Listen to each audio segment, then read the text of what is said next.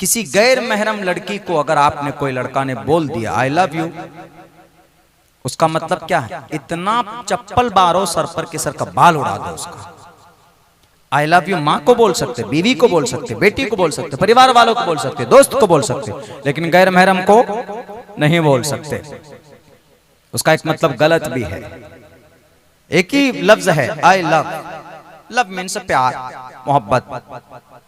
बाजारू लैंग्वेज है ये, समझाने के लिए सिर्फ बोल रहा हूं। जैसे आई लव यू इस्तेमाल होता, माँ के साथ माँ को बोलो I love you my mother, I love you so much, अच्छा मतलब माँ को बोल सकते।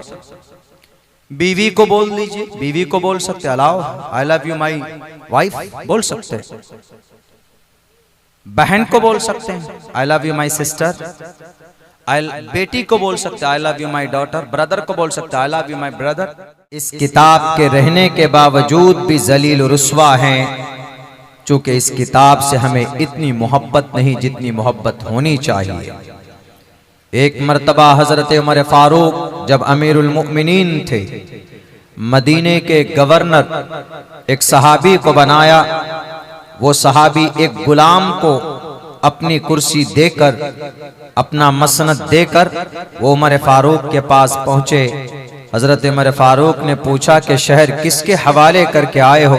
उन्होंने कहा कि गुलाम के हवाले करके आया हूं, उसको हमने अपनी जिम्मेदारी दे दी। तो बड़े नाराज हुए, क्यों कोई और नहीं मिला था? गुलाम तो गुलाम होता है, तुमने उसको ये इतने बड़े शहर की जिम्मेदारी दे दी, किसी अच्छे आदमी को देना था, किसी मजबूत बिरादरी और घराने के आदमी को देना था। तो उन्होंने कहा कि अमीरुल मुमिनीन, मैंने उस गुलाम को इसलिए दिया है क्योंकि वह गुलाम बेहतर हाफिज कुरान है। तो ये सुनकर खुश हुए और फिर उन्होंने कहा कि सच फरमाया है अल्लाह के नबी ने, इन्नल्लाह यरफ़उ बिहाज़ल किताबि अक़वामन व यज़अउ बिहिल आख़रीन, कि अल्लाह तबारक व तआला इस किताब के ज़रिए से कौमों को तरक्की भी अता फरमाता है, और इस किताब को छोड़ने की वजह से, इस किताब से मोहब्बत न करने की वजह से, ये किताब जहाँ इसकी तालीम होती है उन जगहों से दूरी बनाने की वजह से अल्लाह फिर कौम को हलाक व बर्बाद भी करता है। जलील और खार और जलील और रुसवाई की जिंदगी भी गुजारनी पड़ती। मेरे भाइयों, आज जरूरत इसी बात की है कि इस कुरान को मानने के साथ साथ इनकी तालीमात को हम ज्यादा से ज्यादा आम करें, अपने बच्चों को हाफिज कुरान बनाएं, और हम में का हर नौजवान कम से कम कुरान करीम सीखे, ये जरूरी है। आप एकेडमिक क्वालिफिकेशन हासिल कीजिए, आप मास्टर बनिए, आप डॉक्टर बनिए, पायलट बनिए, आपकी इच्छा है, आपके अपनी मर्जी के मालिक है, मगर कम से कम सूरह फातिहा है, कम से कम 20 सूरत कुरान करीम की याद कर लीजिए जुबानी, और पूरा Quran from the beginning to the end, शुरू से लेकर आखिर तक आप कभी भी साल में एक मर्तबा पूरे कुरान की तिलावत कीजिए। अरे ये वो कुरान है, अगर आप पढ़ोगे तो वक्त बर्बाद नहीं होगा। एक हर्फ पढ़ोगे तो रब्बे जुल जलाल 10 नेकी अता फरमाता है एक हर्फ के पढ़ने पर। अल्हम्दुलिल्लाहि रब्बिल आलमीन अर्रहमानिर रहीम मालिकि यौमिद्दीन इय्याका नअबुदु व इय्याका नस्तईन इहदिनस सिरातल मुस्तकीम सिरातल लज़ीना अनअमता अलैहिम गैरिल मग़ज़ूबि अलैहिम वलद्दाल्लीन। 1400 नेकी मिल गई मुझे, बताइए कितने टाइम लेंगे? सिर्फ 3 से 4 सेकंड। 1400 नेकियां, एक हर्फ पर 10 नेकी है। बाइबल, रामायण, महाभारत, गीता, ऋग्वेद, यजुर्वेद, सामवेद, अथर्ववेद, मैं यहीं पर अगर हनुमान चालीसा पढ़ूं कोई नेकी नहीं। जय हनुमान ज्ञान गुण सागर, जय कपीसते हो लोक उजागर, रामदूत अतुलित बलदामा, अंजनी पुत्र पवन सुत नामा, कंचन वरन वराज सुबेशा, कानन कुंडल कुंचित केशा। तर्जमा नहीं करूंगा, बड़ा टाइम लगेगा। कोई पुण्य नहीं मिला मुझे, जानकारी मिल सकती है कि जय हनुमान, हनुमान की तारीफ की गई। हनुमान कौन है? हनुमान बस एक वानर है, मतलब बंदरों का सरदार हनुमान था। कहानियों में है। रियलिटी हकीकत क्या है, ग्रंथ पढ़ेंगे तो आप खुद समझते चले जाएंगे कि वो एक वानर है जिसमें शक्ति है। जय हनुमान ज्ञान गुण सागर। जय, जय का मतलब जिंदा, जीत। ये लफ्ज जन गण मन में भी है। जय है कई जगह पर इस्तेमाल होता है, जय हो, तुम्हारी जय हो। तो ये लफ्ज जय किसी की पूजा प्रार्थना के लिए नहीं है, ये वीरता को बयान करने के लिए संस्कृत में भी इस्तेमाल होता है और हिंदी में भी इस्तेमाल होता है। इसलिए बहुत से लोग एतराज करते हैं कि नहीं 26 जनवरी 15 अगस्त में जो नेशनल एंथम हम लोग पढ़ते हैं, जन गण मन अधिनायक जय हे भारत भाग्य विधाता, लास्ट में पढ़ते हैं जय हे जय हे जय हे पढ़ते हैं, नहीं पढ़ना चाहिए। अक्सर उलमा ने लिखा है कि इसको पढ़ सकते हैं, इसलिए कि इसको लिखने वाला, इसका राइटर रविंद्रनाथ टैगोर से 15 साल 20 साल के बाद इसके बारे में पूछा गया कि इसमें आपने तो वो अंग्रेज ब्रिटानिया का जो राजा आया था, आपने उसके शान में ये कसीदे पढ़े हैं ना? उन्होंने कहा कि बिल्कुल नहीं, मौका मुझे उस वक्त मिला था 1911 में जब वो आया था, तो मुझे उसी प्रोग्राम में मौका मिला था, वरना मैंने इसको लिखा बहुत पहले से था और मैंने उसके तारीफ में नहीं पढ़े, बल्कि ये अपने देश की अच्छाई और अपनी वहदतुल वजूद, अपने एक परमात्मा, रविंद्रनाथ टैगोर खुदा को एक मानता था।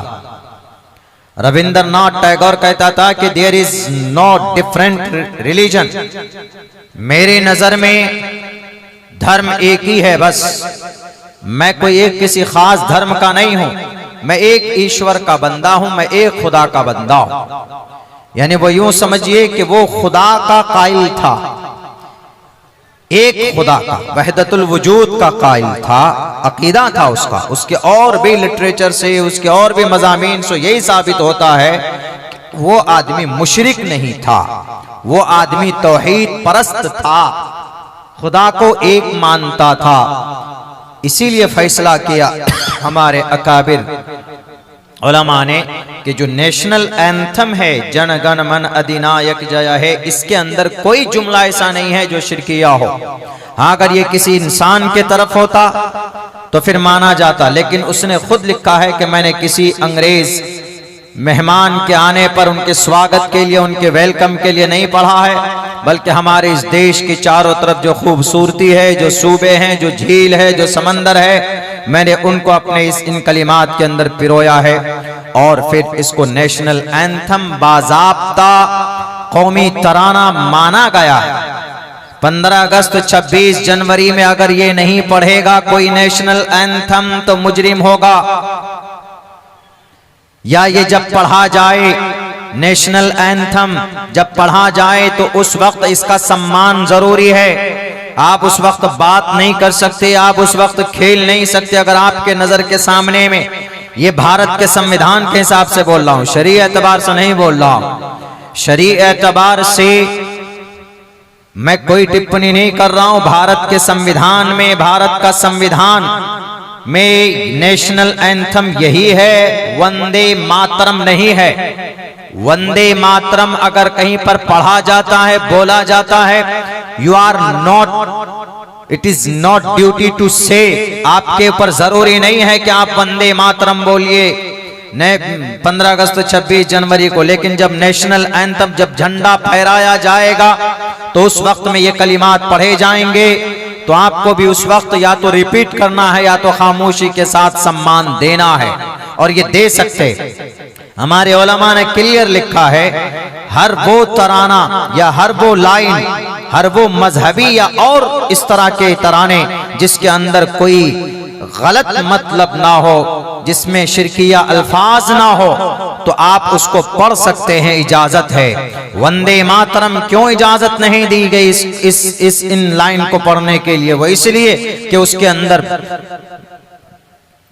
मुशरिकाना बातें लिखी गई। वंदे मातरम, ए माते, हम आपकी वंदना करते हैं, पूजा करते हैं। खुदा का कुरान कहता है कि पूजा अल्लाह का ही होता है। इय्याका नअबुदु, अल्लाह हम तेरी ही इबादत करते हैं। व इय्याका नस्तईन, और तुझी से मदद तलब करते हैं। खुदा का कुरान साफ लफ्जों में कहता है।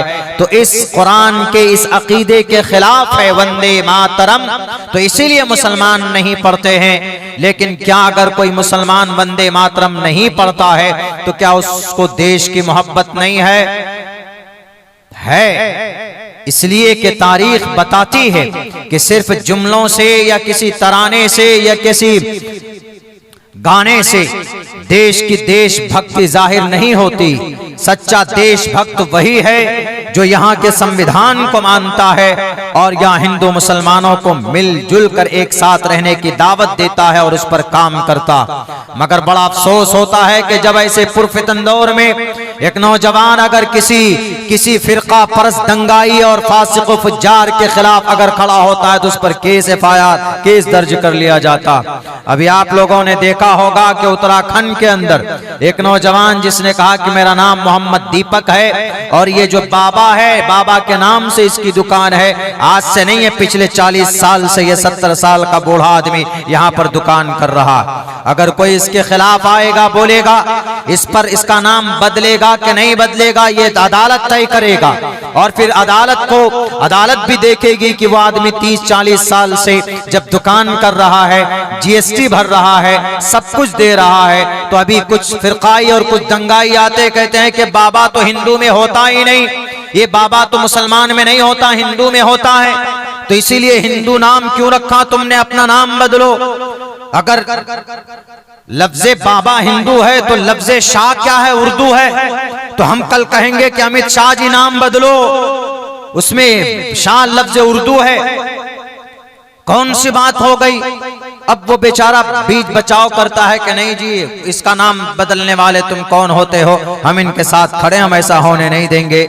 मगर अफसोस की बात है अगले दिन पूरे जत्थे के साथ पहुंचा जाता है और फिर उस बेचारा दीपक कुमार को इतना टॉर्चर किया जाता है, उसके ऊपर केस फाइल हो जाता है कि तुमने क्यों मोहम्मद दीपक नाम रखा अपना, क्यों तुमने एक मुसलमान का साथ दिया। सुनो भारत के दंगाइयों, 1904 के अंदर हिंदू मुसलमानों का इत्तेहाद हुआ था, तब जाकर ये देश आजाद हुआ था। याद करो उस वक्त को जो चंपारण की धरती पर एक अंग्रेज ने एक ही फांसी के फंदे पर एक मुसलमान को लटकाया और उसी फांसी के फंदे पर उसी वक्त में एक हिंदू को लटकाया था ताकि हिंदू मुसलमानों के बीच में नफरत की दीवार खड़ी हो जाए। लेकिन नहीं, हिंदू मुसलमान मिलकर रहेंगे तो ये देश तरक्की करेगा। बहरकैफ ये बातें हैं, नफरत के लिए कोई भी जुमला मजहब इस्लाम के अंदर नहीं है, बिल्कुल भी नहीं है। लेकिन ये खामखा लोग आज के इस पुरफितन दौर में पैदा करते हैं। ये लोग न देश को मानते हैं न देश के संविधान को मानते हैं, अपनी इच्छा और अपनी ख्वाहिश को पूरी करने के लिए लोग कोशिशें करते। मेरे भाइयों, तो ये जय हनुमान से बात चल रही थी। जय हनुमान एक तारीफ है बस, किसकी, एक ताकत की, इसमें नेकी नहीं। सूरह फातिहा पढ़ेंगे आप, अल्हम्दुलिल्लाहि रब्बिल आलमीन, तमाम तारीफ उस अल्लाह के लिए जो रब्बुल आलमीन है, जो दोनों जहान का रब है। तर्जमा भी अच्छा है, आपको तर्जमा समझ में नहीं भी आता तब भी आप पढ़िए तो आपको सवाब मिलेगा। अटक कर पढ़िए, आपको नहीं पढ़ना आता, आप अटक कर पढ़ रहे हैं अल्हम्दुलिल्लाहि रब्बिल आलमीन अर्रहमानिर रहीम, कोशिश कर रहा है, try to his level best, पूरी कोशिश कर रहा है कि कुरान नाजरा सही से पढ़ो। तो अल्लाह के नबी अलैहिस्सलाम फरमाते हैं उसको 10 नेकी नहीं, एक हर्फ पर 20 नेकी अल्लाह ताला फरमाता है। बताइए कितनी हम लोग पढ़ते हैं, फजर की नमाज के बाद तिलावत तो दूर की बात, फजर की नमाज तक नहीं पढ़ते। आज शब बारात की रात है, हमने देखा है आकर के एकदम बिल्कुल लोग मोमबत्ती जला रहे हैं अपने घरों में, अपने दरवाजे पर, ऐसे जैसे वो हमारे हिंदू भाई दिवाली मनाते हैं, दीपावली मनाते हैं, वैसे मुसलमान समझता है कि बस आज ही सब कुछ हम कर लेंगे। गलत अकीदे, गलत कॉन्सेप्ट है। जिन चीजों पर आपको नेकी मिल सकती है आप वो कीजिए। कुरान करीम की तिलावत हमेशा करो। कुरान करीम की तिलावत करोगे, रूह की ताकत, रूह के अंदर तब्दीली आएगी। इसलिए कि कुरान आसमान से है, रूह भी आसमान से। इंसान की बॉडी, इंसान का जिस्म जमीन से है, लेकिन रूह आसमान से है और कुरान भी आसमान से आया।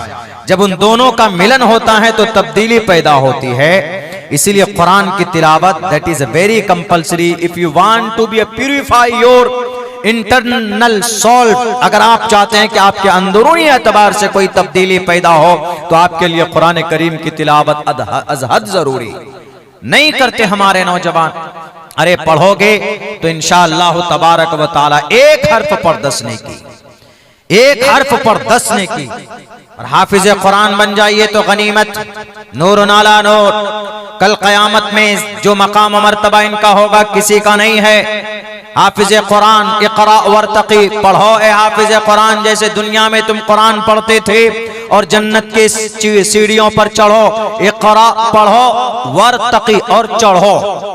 इर्तिका के मतलब जमीन से नीचे से ऊपर की तरफ चढ़ना। तो इससे साफ पता चलता है हदीस के इस जुमले से कि कल क़यामत में अल्लाह हाफिज कुरान से कहेगा, हाफिज कुरान से नहीं बल्कि बाज़ मुहद्दिसीन ने यह तफसीर की है कि अगर कोई आदमी कुरान से मोहब्बत करता है, कुरान की तिलावत करता है, कुरान के हराम को हराम समझता है, कुरान के हलाल को हलाल समझता है, तो अल्लाह उसको भी कहेगा कि तू भी कुरान का दोस्त था। इक़रा ऐ साहिबिल कुरान, यानी कुरान के दोस्त से कहा जाएगा। और जिसके सीने में जो हाफिज कुरान है उससे बड़ा दोस्त कोई नहीं है। लेकिन अगर कोई आदमी हाफिज नहीं है, लेकिन अगर कोई आदमी कुरान से मोहब्बत रखता है, उससे भी कहा जाएगा। इसीलिए आप ये ना समझें कि नहीं मौलाना ये तो सिर्फ हाफिज कुरान के लिए, अब हम हाफिज बने नहीं तो छोड़िए, कोई बात नहीं, हम तिलावत नहीं करेंगे। अगर आप भी कुरान से मोहब्बत रखोगे तो कल क़यामत में इंशाअल्लाह तबारक व तआला वो मकाम मर्तबा आपका भी हो सकता है। यह ऑर्डर आपके लिए भी होगा जो एक हाफिज कुरान के लिए होगा। हाफिज कुरान के वालिदैन, मेरी माँ और बहनों, आप तक मेरी आवाज जा रही होगी। जिस माँ और बाप ने अपने बेटे को हाफिज कुरान बनाया, मरना तो है, मरने के बाद हश्र के मैदान में इंशाअल्लाह तबारक व तआला जो मकाम और जो सम्मान आपका होगा, हाफिज कुरान के माँ बाप का होगा। वो किसी उद्योगपति, वो किसी दुनिया के मालदार का नहीं होगा।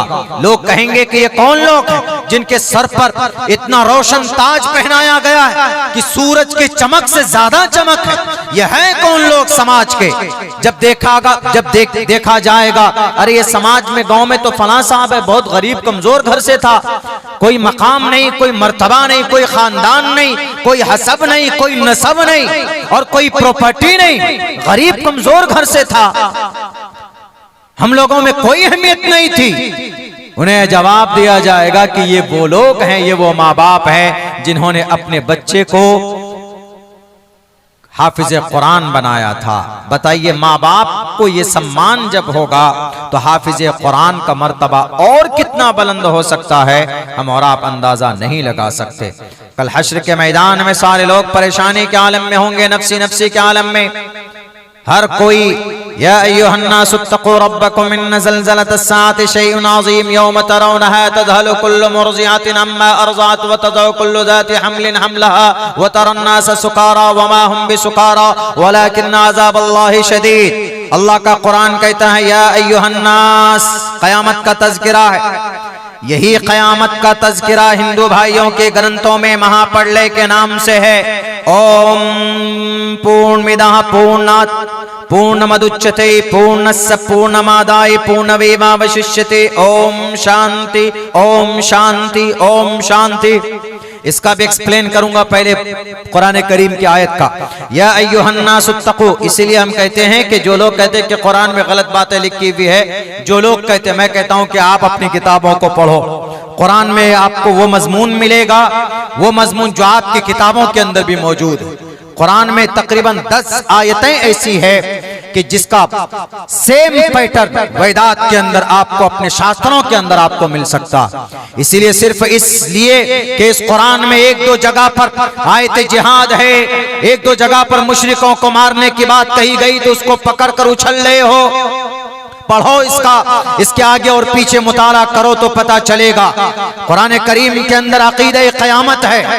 या अय्युहन्नासुत्तक़ू रब्बकुम, क्या अकीदा गुरु पुराण में ये क़याम महाप्रलय के नाम से नहीं है। ओम पूर्णमिदा पूर्णात् पूर्णमुदच्यते पूर्णस्य पूर्णमादाय पूर्णमेवावशिष्यते। कुरान करीम के अंदर यूं कहा गया कि अल्लाह के नबी आखिरी रसूल है। मा कान मुहम्मदुन अबा अहदिम मिन रिजालिकुम वलाकिन रसूलुल्लाह व खातमन नबिय्यीन। ये कुरान का अकीदा है और कुरान का अकीदा तो हमारा अकीदा कुरान के मुताबिक। तो यही अकीदा उपनिषद में है। आलोक उपनिषद में कहा गया अस्मल्लाह मिल्ले मित्रा वरुणा दिव्यानी धत्ता इल्लल्ले वरुणो मित्रस्तेजस कामया होतार भिंदरो होतार मिंदरो महासुरिंदरो अल्लो जयस्ते श्रेष्ठम पन्नम ब्रह्मानम अल्लो रसूल मोहम्मद रकबरस अल्लो अल्लामा। मोहम्मद अल्लाह के मुकर्रब रसूल है, मोहम्मद अल्लाह के चुनिंदा रसूल है। उपनिषद में मौजूद है। कुरान में क्या है? कुरान में है कि नमाज कायम करो, अकीमुस्सलाह। रामायण में भी ये बात है। पथमादार का जीववादियो दिदियन मुजियते तृतीयानन को डलाकार, खड़े होकर साष्टांग करो। नमाज भी खड़े होकर अदा की जाती है। कुरान करीम में पर्दा है। कुल्लिल मुमिनाति यग़्दुज़्न मिन अब्सारिहिन, शास्त्रों में है अधे पश्यस्तिमो परि संतराम पादको हर माते कौशल पको। बताइए इतनी सारी चीजें हैं होने के बावजूद आज लोग कहते हैं कि नहीं आपके कुरान में गलत बातें। बिल्कुल गलत बात नहीं, बातें वो है कुरान में जो इंसान की रहनुमाई और रहबरी के लिए। बहर कैफ इस आयत में अल्लाह तबारक व तआला क्या फरमाता है? या अय्युहन्नासुत्तक़ू, या अय्युहन्नास अरबी है। या अय्युहन्नास, ओ आदम के औलाद। मुसलमान को नहीं कहा, या अय्युहल मुमिन नहीं कहा, या अय्युहल्लज़ीना आमनू नहीं कहा कि ईमान वालो अल्लाह से डरो। ये कहा या अय्युहन्नास, ओ मिस्टर नास, O the people, O people of Adam, mankind of the world, O दुनिया के लोगों। या अय्युहन्नास, कयामत आएगी सबके लिए आएगी। ऐसा नहीं कि बारसोई में कयामत आ जाएगी वो अररिया बाकी रह जाएगा, या फिर कयामत आ जाएगी सीमांचल में। यहाँ मुसलमान ज्यादा है तो मुसलमानों का अकीदा कयामत आएगी तो सीमांचल में कयामत आ गई जी, और उसके बाद उत्तर प्रदेश खाली है इसलिए कि वहां पर बाबा जी हैं, लाल बुजक्कर साहब हैं। ऐसा नहीं है, कयामत आएगी तो पूरी दुनिया में आएगी। इसीलिए अल्लाह ने कहा या अय्युहन्नास, ओ इंसानो, कोई भी किसी मुल्क का रहने वाला हो, या अय्युहन्नास, या अय्युहन्नासुत्तक़ू रब्बकुम, अपने रब से डरो। रब को कौन नहीं मानता? हिंदू भी रब को मानता। रब को कौन नहीं मानता? क्रिश्चियन भी रब को मानता, रब को यहूदी भी मानता, रब को ईसाई भी मानता, रब को सिख भी मानता, रब को जैन भी मानता, रब को बुद्धिस्ट भी मानता, रब को महावीर, वर्धमान महावीर जैन स्वामी को रब माना जाता है, जैनी लोग मानते हैं।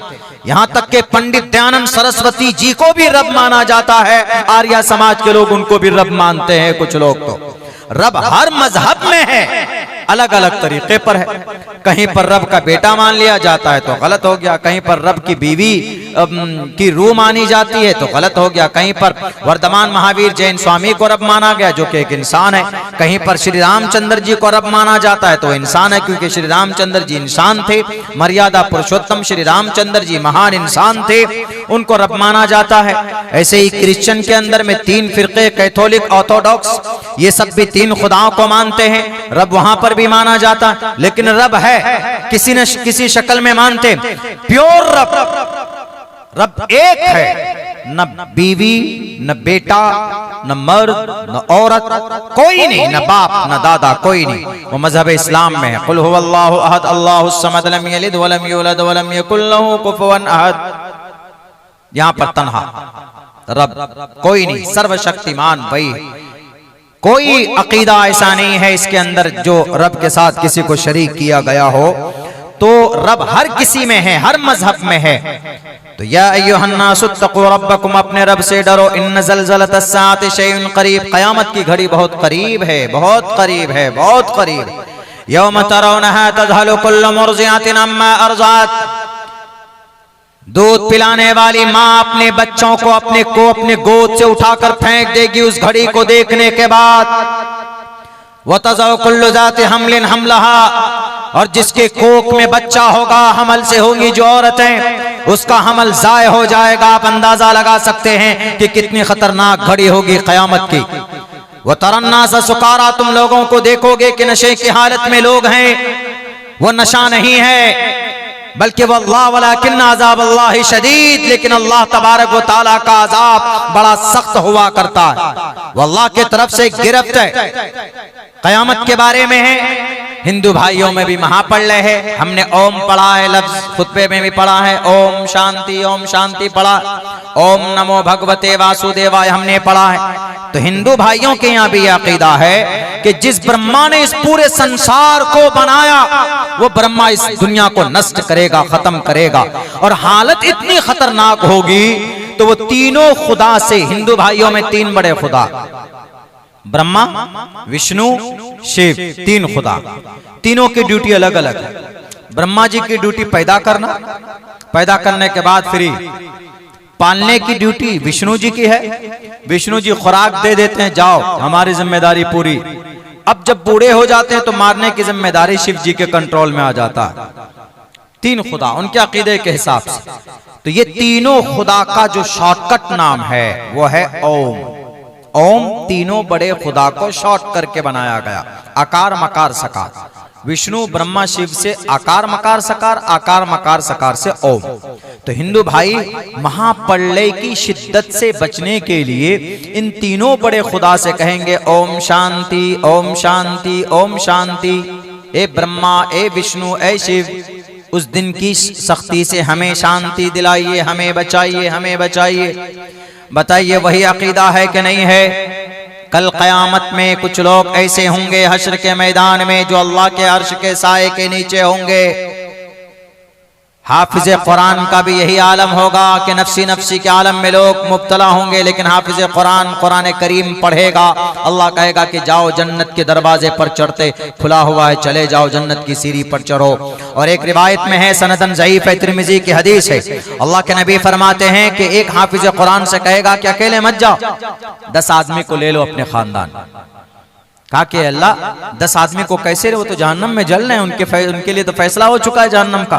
कहा अरे जिन पर जहन्नम वाजिब हो चुकी है, मोहर लग गई है ना, उन लोगों को भी उठाओ, उन्हीं 10 जहन्नमियों को भी उठाकर, ये तुम्हारे लिए एजाज़ है। किसके लिए? हाफिज कुरान के लिए। 10 जहन्नमी जिन पर जहन्नम फर्ज वाजिब, ये सिर्फ मकाम और ये अथॉरिटी अगर किसी को है तो हाफिज कुरान को है। इसीलिए हम अगर आज की तारीख में अगर अपने बच्चे को हिफ्ज कराते हैं तो आखिरत की फजीलत को सामने रखकर कराइए, दुनिया की फजीलत नहीं। अरे हमारा बच्चा बीपीएससी कैसे पास करेगा, हमारा बच्चा कैसे अच्छी तनख्वाहें कमाएगा, हमारे बच्चा तो बस मस्जिद मदरसा में रह जाएगा। जिस दिन आप अपने बच्चे को मदरसे में डालते हो रज़ाए इलाही के लिए, अल्लाह के कुरान की हिफाजत के लिए, ये अकीदा रख कर करो इंशाअल्लाह तबारक व तआला। जिसके सीने में कुरान होगा वो बच्चा कभी भूखा नहीं मर सकता, और वो बच्चा आपके हक में अगर कल क़यामत में जहन्नम का फैसला होता है तो आपका बेटा जो हाफिज कुरान होगा इंशाअल्लाह आपको पकड़कर ऐसे दोनों हाथों से जकड़कर, माँ और बाप को, अपने परिवार, अपने खानदान के 10 आदमी को कहा जाता कि जिसने इस बच्चे को हाफिज कुरान बनाने में चंदा दिया होगा, पैसे खर्च किए होंगे, वो उसको भी उन 10 आदमियों में शुमार किया जाएगा और उसको जन्नत में लेकर जाएगा एक हाफिज कुरान। इसीलिए हर घर में हाफिज कुरान पैदा होना चाहिए। मुसलमानों, अगर आपका 4 बेटा है, 2 बेटा है, तब भी एक को हाफिज कुरान बनाइए, दूसरे को मास्टर बनाइए, या आप दोनों को मास्टर बनाइए, लेकिन पहले दोनों का हाफिज कुरान बनाइए। इंशाअल्लाह आपके दुनिया के अंदर भी आपकी आपकी इज्जत होगी और आखिरत के अंदर कामयाबी आपके कदम चूमेगी। आप हाफिज कुरान तो बनाइए अपने बच्चों को। आज कुरान से, शरीयत से हम मुसलमानों को इतनी मोहब्बत नहीं है, जिसकी वजह से आज लोग इस्लाम पर, मदरसे पर, मस्जिद पर एतराज करते। आपको पता है उत्तराखंड के अंदर में अभी कुछ दिनों पहले एक इमाम साहब के, एक मौलाना साहब के घर को सील कर दिया गया उत्तराखंड में। ये सब नाटक उधर ही होता। अक्सर जाहिल और अनपढ़ लोग मसनूई जाहिल बनते, यानी जबरदस्ती जाहिल बनते, नहीं जानना चाहते हैं कि शास्त्रों में क्या लिखा। ये नेता अमन परस्ती नहीं ला सकते, नेता लड़ाते हैं, बल्कि अमन परस्ती और एक दूसरे मजहब के ताल्लुक से अगर सम्मान कहीं से होगा तो शास्त्रों से होगा, कुरान से होगा, गीता से होगा। हिंदू भाइयों को यही कहूंगा कि पढ़िए आप अपना गीता, उसके अंदर कहा गया है कि लड़ो मत, झगड़े मत करो, अमन और सुकून से के साथ अपनी जिंदगी गुजारो। अहिंसा सत्यम करो दस्तयाग शांति रपैशुनम दया भूलेश्वलो लोकतवम हीर चापला। झूठ मत बोलो, जुल्म मत करो। और खुदा का कुरान भी यही कहता, खुदा का कुरान ये कहता है कि फसाद मत फैलाया कीजिए। जमीन पर किसी इंसान को बिना किसी बात के मारते हैं तो पूरा गोया पूरी इंसानियत को आप मारते हैं, मर्डर करते, उसका कत्ल करते। मन कतल नफ्सन बिगैरि नफ्सिन व फसादिन फिल अर्ज़ि फकअन्नमा कतल अन्नास जमीआ। शास्त्र के हिसाब से अगर जिंदगी गुजारी जाएगी तो ये दंगे फसादात नहीं होंगे। उनमें अव्वल नंबर पर अगर कोई शास्त्र है, पहले नंबर पर तो खुदा का कुरान करीम। मेरे भाइयों, पता है उस इमाम, उस मौलाना साहब के घर पे उत्तराखंड में 213 या 14 मदरसे सील कर दिए गए। पता है किस वजह से? सिर्फ इसलिए कि कुरान की तालीम होती। वजह यह बताई गई कि कुरान की तालीम होती। क्यों जी? कुरान की तालीम होती तो क्या गुनाह? कुरान की तालीम के लिए तो भारत का संविधान अलाउ करता है ना। अभी हम लोग 26 जनवरी हम लोगों ने मनाया। 26 जनवरी क्यों मनाते हैं? 26 जनवरी इसलिए मनाते हैं, उस दिन देश का संविधान लागू हुआ था। 26 जनवरी को देश आजाद हुआ 15 अगस्त को, लेकिन देश में कानून जो लागू हुआ वो 26 जनवरी 1950 को। ये नॉलेज भी हमें होना चाहिए, हमारे बच्चों को नहीं होता। हमने 26 जनवरी के दिन ही एक जगह पर पूछा, एक तालीमी इदारे में, हम अपने मकतब या मदरसे में हमने पूछा कि आज एक बच्चे से पूछा, उस बच्चे ने कहा कि हजरत आज तो देश आजाद हुआ था। हमने कहा बेटे 15 अगस्त को क्या हुआ था? बोला उस दिन भी हुआ था। हमने कहा अच्छा, डबल आजाद हुआ था। नहीं, हम अपने बच्चों को तारीख का नॉलेज दें कि देश आजाद हुआ कब, देश का संविधान बना कब, और देश को आजादी किसने दिलाई। सबसे पहली जंग कौन लड़ा? अंग्रेज के सामने में सीना तान कर कौन सा तबका खड़ा था? सर पे पगड़ी बांधकर कौन सा तबका लड़ाई कर रहा था? अंग्रेज के सामने में, उनके जजों के सामने में उनसे बहस करने वाले उलमा कौन थे? हमारे बच्चों को बताना बहुत जरूरी है। इसीलिए हिस्ट्री, तारीख हम अपने बच्चों को पढ़ाएं, बताएं। मोटी मोटी बात बता सकते हैं, मकतब हो, मदरसा हो, स्कूल में तो होता ही है, ये सब चीजें पढ़ाने की है। तो 26 जनवरी 1950 को देश का कानून बना। देश का कानून बनाने वाले कौन लोग थे? 7 आदमी थे। उनका सबसे बड़ा हेड सदर का नाम डॉक्टर भीमराव अंबेडकर। 2 साल 11 महीने में देश का संविधान तैयार किया गया। 350 दफात बने, पार्लियामेंट के अंदर बहस हुई और पार्लियामेंट के और इसी देश के संविधान में लिखा है आर्टिकल नंबर 14 में, इक्वालिटी बिफोर लॉ और the equal protection of the laws within the territory of India. Bharat के अंदर हिंदू, मुसलमान, क्रिश्चियन, जैन, बौद्ध सब बराबर है। आर्टिकल नंबर 15 के अंदर बताया गया कि prohibition of discrimination on grounds of religion. धर्म के नाम पर, टोपी और दाढ़ी के नाम पर बांटना गलत है, नहीं बांट सकते। कि ये मुसलमान है इसके लिए अलग कानून होगा, ये क्रिश्चियन है इसके लिए अलग कानून होगा, ये भगवाधारी है तो इसके लिए अलग कानून होगा। आर्टिकल नंबर 15, अगर आपको टोपी के नाम पर, दाढ़ी के नाम पर अगर आपका मॉब लिंचिंग किया जाता है तो आर्टिकल नंबर 21 के अंदर कहा गया protection of our life and personal liberty, हमारी